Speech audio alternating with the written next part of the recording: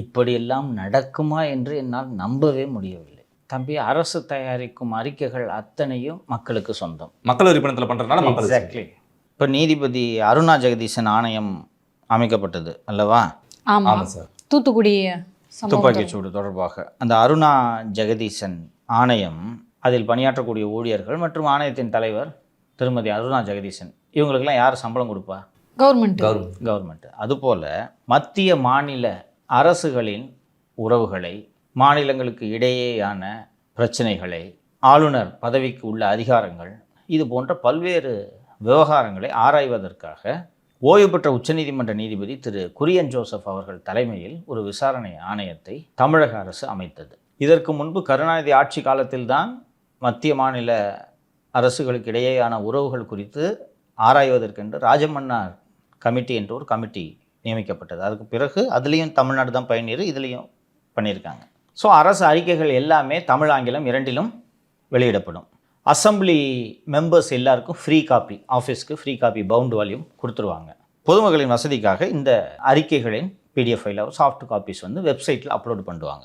Justice Kurien Joseph கமிட்டிக்கென்றே தனியாக ஒரு இணையதளம் இருக்கிறது. இந்த குரியன் ஜோசப் கமிட்டியுடைய அறிக்கையை இந்த ஆண்டு பிப்ரவரி மாதம் முதல்வர் ஸ்டாலின் அவர்களிடம் ஒப்படைத்து விட்டார்கள். அதன் பிறகு அது சட்டப்பேரவையிலும் வைக்கப்பட்டு விட்டது. சட்டப்பேரவையில் வைக்கப்பட்டு விட்டாலே அது மக்கள் சொத்து, ரைட்டுங்களா? ஸோ இந்த கமிட்டியின் இணையதளத்தில் சென்று நீங்கள் பார்த்தீர்கள் என்றால் தமிழ் வடிவ அறிக்கை நீங்கள் டவுன்லோட் பண்ணி படித்துக் கொள்ளலாம். தமிழ் வருஷன் மட்டும்தான் இருக்குது. இந்த கமிட்டியோட ஆங்கில அறிக்கையை படிக்கலாம் என்று பார்த்தால் ப்ளூபெரி பதிப்பகத்தில் இது கிடைக்கிறது. அமேசானிலும் ஃப்ளிப்கார்ட்டிலும் வாங்கி கொள்ளுங்கள் என்று அதில் இருக்கிறது. ஸோ ப்ளூம்ஸ்பெரி பப்ளிகேஷன் என்ற ஒரு வெளிநாட்டு பதிப்பகத்திற்கு அந்த ஆங்கில வடிவத்தின் உரிமை வழங்கப்பட்டுள்ளது. இது ஒரு மெம்பருக்கு, அதில் ஜஸ்டிஸ் குரியன் ஜோசப், ஓய்வு பெற்ற ஐஏஎஸ் அதிகாரி திரு அசோகவர்தன் செட்டி அண்டு நாகநாதன் பேராசிரியர், இது போல் இன்னும் 4-5 பேர், ஒவ்வொருத்தருக்கும் எப்படியும் மாதம் 3 லட்சத்துலேருந்து 4 லட்ச ரூபா சம்பளம் கொடுத்துருப்பாங்க. இவ்வளோ மக்கள் வரி பணத்தை செலவு பண்ணி மக்களுக்காக உருவாக்கப்பட்ட ஒரு அறிக்கையின் ஆங்கில வடிவத்தை ஹாரி பாட்டர் புக்கு போடுற பப்ளிகேஷனுக்கு யார் காப்பிரைட் கொடுத்தது? இன்னொன்று, சரி, அந்த புக்காவது ஹாரி பாட்டர் போடுறதுனா எவ்வளோ பெரிய பப்ளிஷிங் ஹவுஸாக இருக்கும், அதையாவது தரமாக போட்டிருக்காங்கன்னா குப்பை மாதிரி போட்டிருக்காங்களாம் புக்கை. 800 ரூபாய் ஹார்ட் பவுண்டு, ஓகேவா? குப்பை மாதிரி போட்டிருக்காங்க. ஃபஸ்ட்டு அவன் இந்த மாதிரி போட மாட்டான். இன்னொன்று, அவன் ஹாரி பாட்டர் விற்கிற பப்ளிகேஷனை ஹாரி பாட்டர் போட்டு கொள்ள லாபத்தை பார்த்த ஒரு பதிப்பக நிறுவனம் தமிழில் இலவசமாக கிடைக்கிற ஒரு புத்தகத்தோட ஒரு அறிக்கையோட ஆங்கில வடிவத்தை ஏதோ ஒரு அமௌண்ட்டு கொடுத்து வாங்குறான்னா லாபம் இல்லாமல் அவன் வாங்குறதுக்கு வாய்ப்பு இருக்கா? இல்லை. ரைட். இப்போ 800 ரூபாய்க்கு அவங்க போட்டிருக்காங்க. இது யார் காசு கொடுத்து வாங்குவா? ரொம்ப கம்மியான பேர் தான் கன்சியூம் பண்ணுவாங்கன்னு தான் நினைக்கிறேன். ரைட். இது இப்போ தான் மாலதிக்கு அரசு நிர்வாகம் தெரியவில்லை. இப்போ ஒரு புக்கு இந்த பப்ளிகேஷனில் இருக்கிறவங்களுக்கு தெரியும், அந்த புக்கோட விலை 800 ரூபான்னு சொன்னேன். ஆக்சுவல் பிரிண்டிங் காஸ்ட் எவ்வளோ ஆகும் சொல்லு? 200 ரூபா. கரெக்ட். அவ்வளோதான். இப்படி தான் புத்தகத்தின் விலையே. ஏன்னா 20 வருஷம் ஆனாலும் விற்றாத லாபம் வரணுன்றதுக்காக அவ்வளோதான், 3 மடங்கு தான் வைப்பாங்க.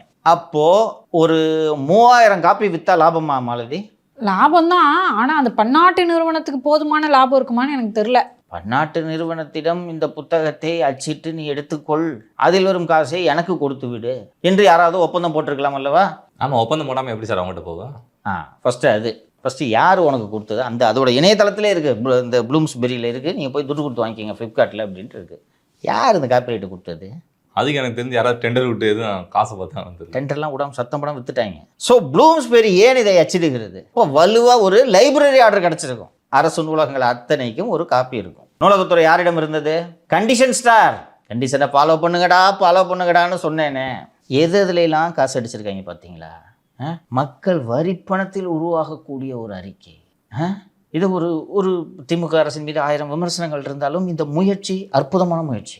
சென்டர் ஸ்டேட் ரிலேஷன்ஸ் பற்றி இன்னொன்று, இது பொது வெளியில் வைக்கிறதுக்கான காரணம் என்னென்னா, இதை படிச்சுட்டு 4 பேர் கருத்து சொல்லுவோம், இதை இன்னும் இப்படி இம்ப்ரூவ் பண்ணலான்னு ஒரு அறிவுசார் விவாதத்தை தொடங்குவதற்காகத்தான் இந்த குழு, அதன் அறிக்கை, அதை பொது வெளியில் வைக்கிறது எல்லாம். இதை வைத்து வியாபாரம் பண்ணுறீங்க. இப்போ விஜய் அவர்களுக்கு எவ்வளோ பெரிய பொறுப்பு இருக்குது தெரியுதா? டேய், எதுலடா துட்டு அடிச்சிருக்கிறீங்க? டேய், எத்தனை விசாரணைடா பண்ணுறது? இதில் இளமாடா அடிப்பீங்க?